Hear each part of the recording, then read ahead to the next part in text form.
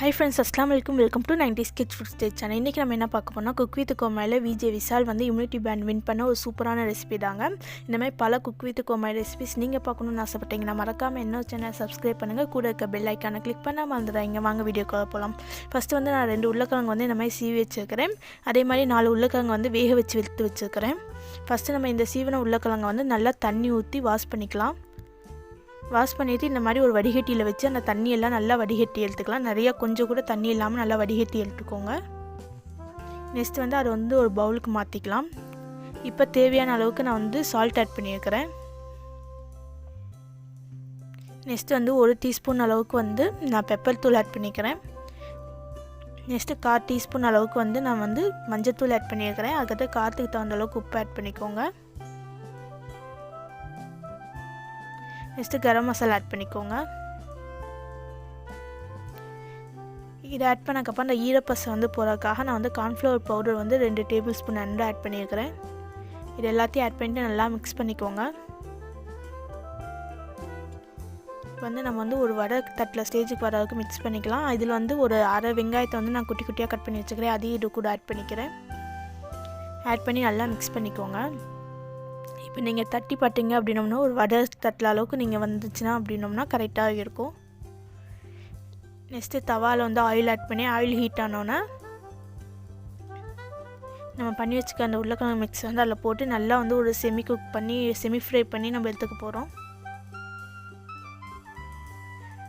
இது ரொம்பவே இதுவே வந்து நம்ம தனியாக சாப்பிடவே சூப்பராக இருந்துச்சு.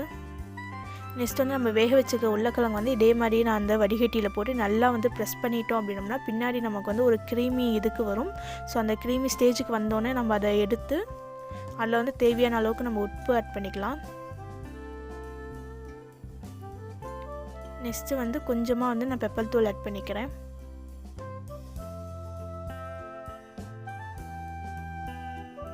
இதுக்கப்புறம் கொஞ்சமாக வந்து பட்டர் ஆட் பண்ணிக்கோங்க. ஆட் பண்ணி மிக்ஸ் பண்ணக்கப்புறம் ஒரு டீஸ்பூன் அளவுக்கு வந்து நம்ம வந்து ஃப்ரெஷ் க்ரீம் ஆட் பண்ணிக்கலாம்.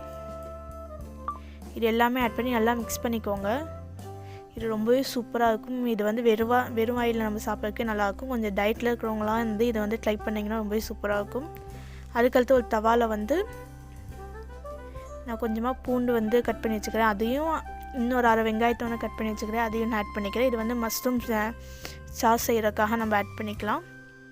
அதுக்கடுத்து குட்டி குட்டியாக கட் பண்ணியிருக்கிற மஷ்ரூம் இதோட ஆட் பண்ணிக்கோங்க. இதோடு வந்து அந்த மஷ்ரூம் சாஸ் வந்து வச்சு சாப்பிடும்போது ரொம்பவே சூப்பராக இருக்கும். நெக்ஸ்ட்டு வந்து 2 டேபிள் ஸ்பூன் அளவுக்கு நான் வந்து மைதா மாவோட பாலை ஆட் பண்ணி நல்லா மிக்ஸ் பண்ணி வச்சுக்கிறேன். அதையும் நான் ஆட் பண்ணிக்கிறேன். இப்போ இதுக்கு தேவையான அளவுக்கு உப்பு, கொஞ்சமாக பெப்பர் தூள்,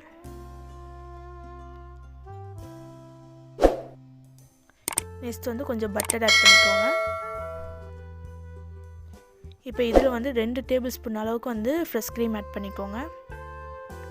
ஆட் பண்ணி நல்லா மிக்ஸ் பண்ணிக்கோங்க. இப்போ வந்து மிக்சடு ஹர்ப்ஸ் வந்து நான் எடுத்து வச்சுக்கிறேன். ஸோ நான் அதை ஆட் பண்ணிக்கிறேன். இப்போ மஷ்ரூம் சாஸ் வந்து ரெடி ஆயாச்சு. நெக்ஸ்ட் வந்து பிளேட்டிங்கில் வந்து நம்ம உருளைக்கிழங்குல செஞ்சு வச்சுக்கிற அந்த வந்து ஃப்ரை எடுத்து வச்சுக்கலாம். இதை வந்து ஹஸ் ப்ரௌன் அப்படின்னு சொல்லுவாங்க. ஸோ அதுக்கு மேலே வந்து நான் வந்து கார்னிஷ்க்கு வந்து நம்ம செஞ்சு வச்சுக்கிற சாஸு எடுத்து வச்சுக்கிறேன். நெக்ஸ்ட்டு வந்து அதுக்கு மேலே வந்து நம்ம செஞ்சு வச்சுக்கிற மஷ்ரூம் சாஸ் வந்து ஆட் பண்ணிக்கிறேன். ரொம்பவே சூப்பராக இருந்துச்சு. தேங்க்யூ ஃபார் வாட்சிங் திஸ் வீடியோ. என்னோடய வீடியோ பிடிச்சிருந்தா கண்டிப்பாக ஷேர் பண்ணுங்கள். பாய்.